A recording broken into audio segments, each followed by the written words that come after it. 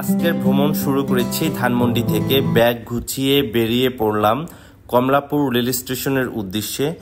গন্তব্য চট্টগ্রাম সীতাকুণ্ড। আর বারটি ছিল আজকে বৃহস্পতিবার। সো কি পরিমাণে ভিড় হতে পারে এই বিষয়ে সবারই কিছুটা হলো ধারণা আছে। কমলাপুর রেল স্টেশনে পৌঁছে মনে হলো যেন মানুষের সমুদ্র।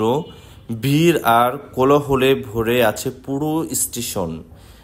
টিকিট কাউন্টারে কি পরিমাণে ভিড় ছিল যেটা কখনো কোনো ওয়ার্ড দ্বারা এক্সপ্লেন করার মতো না।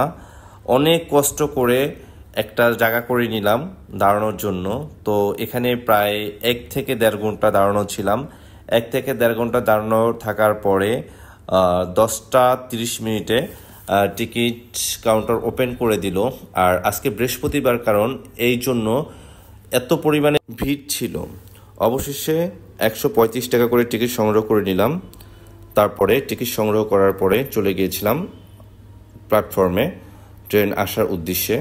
সো আশেপাশের ভিউটা দেখলাম, কারণ আমার ফার্স্ট টাইম এটা জার্নি ছিল কমলাপুর রেল স্টেশন থেকে ট্রেনে। সো খুব এক্সাইটেড ছিলাম। এত পরিমাণে গাদাগাদি ছিল, ও মাই গড।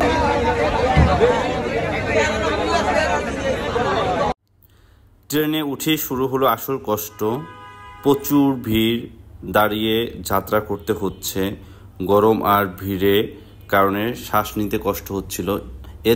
ট্রেনে উঠি বোঝা গেল আসন পাওয়াটা কতটা কষ্টের। অনেকে দাঁড়িয়ে যাত্রা করেছে, কারো হাতে লাগেজ, কারো কোলে বাচ্চা। গরম আর ভিড়ের কারণে ট্রেনের কিছুটা কষ্টকর হলেও সবার ভ্রমণে উল্লাস আনন্দ অনুভূতি তৈরি করেছিল। ট্রেনে ছুটে চলা শুরু করলো। অন্ধকার রাত পেরিয়ে জানালার পাশে গ্রামের দৃশ্য, আলোর ঝলমল।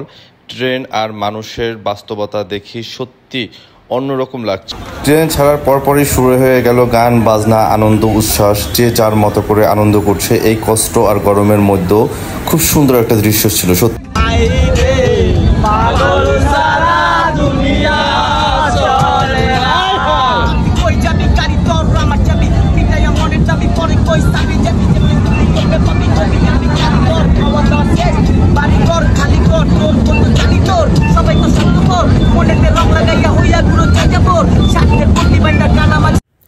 এরই মাঝে ট্রেনের ভিতরে একজন র্যাপার তরুণ র্যাপ গান শুরু করলো।